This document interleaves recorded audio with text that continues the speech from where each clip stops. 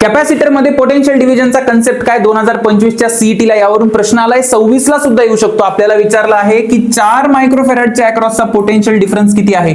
कुठला 4 घ्यावा, हा 4 घेऊ का हा 4 घेऊ. मग दोन्ही चेक करावं लागेल. अशा वेळेस सगळ्यात पहिले घाबरायचं नाही, एकदम सोपा प्रश्न आहे. आपण काय करू, 4 आणि 2 सर हे एकमेकाला पॅरलल आहे.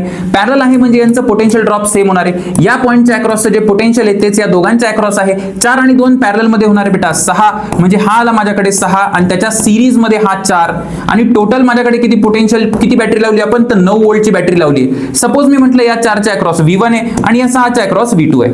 आता नीट लक्ष द्या, जर मला V2 काढायचा असेल तर सिरीज मध्ये पोटेन्शियल डिव्हिजनचा फॉर्म्युला काय असतो. सगळ्यात पहिले लिहायचं टोटल पोटेन्शियल डिफरन्स, हे आलं 9.